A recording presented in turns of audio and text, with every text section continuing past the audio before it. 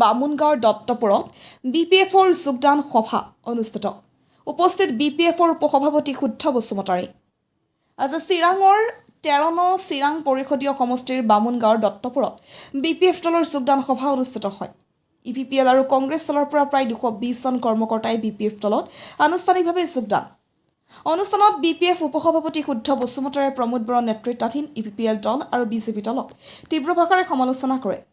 অনুষ্ঠানতে তেওঁ একক সংখ্যাগৰিষ্ঠ আসনেৰে BTCত পুনৰ BPF চৰকাৰ গঠন কৰিব বুলি মন্তব্য প্ৰকাশ কৰে। চাওক ভাই, পলিটিক্যাল পাৰ্টিৰ নেতাবিলাকে বহুত ধৰণৰ কথা কয়। আমি ডিক্লেয়াৰ দিছোঁ 22টা ফেজ ৱাইজ আমি ডিক্লেয়াৰ দি যাম। 22টাটো অলৰেডি এইটো ছিকিউৰ্ড ছিট আমাৰ এবছলুট মেজৰিটিৰ কাৰণে সেইটোৱে আমাৰ এটা ৰাস্তাত লৈ যাব আৰু বাকী 18টা আমি কেইদিনমান পিছত দিম আৰু দিয়াৰ কথা আছে। তেওঁলোকে সদায় মাজে মাজে কৈ আছে যে ইউনিফিকেশ্যনৰ কথা। দীপেন বৰাই ইউনিফিকেশ্যনৰ কথা কৈছে, অনুৰোধ কৰিছে, কিন্তু ইয়াতে কিছু কথা সোমাই আছে, চিক্ৰেট এজেণ্ডা আছে ইয়াত। তেওঁলোকৰ উদ্দেশ্য হ'ল UPPLক কেনেকৈ চৰকাৰত আনিব পাৰে। তেওঁলোক অনেষ্ট নহয়। তেওঁলোক যদি অনেষ্ট হ'লে হয় 2020ত কেলে BPFৰ লগত চৰকাৰ গঠন নকৰিল। যদি বড়ো জাতিৰে কথা ভাবে, বড়ো জাতিৰ অস্তিত্বৰ যদি কথা ভাবে 2020ত BPFক লৈতো চৰকাৰ গঠন কৰিব পাৰিলে হয়, কেলে BJPৰ লগত গ'ল। আজি কিয় কথা আহিল এইটো কথা, অনিষ্টি নাই তেওঁলোকৰ আৰু বেয়া বেয়া কথা কৈ থাকে নাই সদায়। আমাৰ হাগ্ৰা মাছৰো কৈ থাকে বেয়া বেয়া কথা, কেনেকৈ সহ্য হ'ব। আমি বুজি পাইছোঁ তেওঁলোক অনেষ্ট নহয়। এতিয়া নিজৰ পাৰ্টি মতে আমি নিজে গৈ আছোঁ।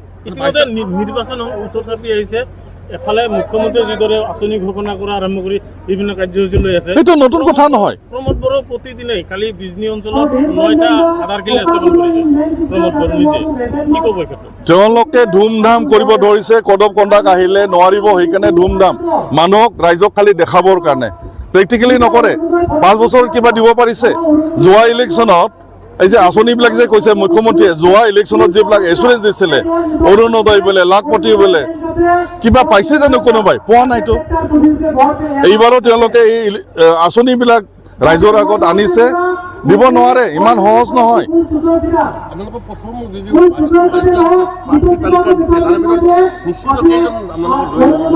গোটেই নিশ্চিত, 22টাই নিশ্চিত।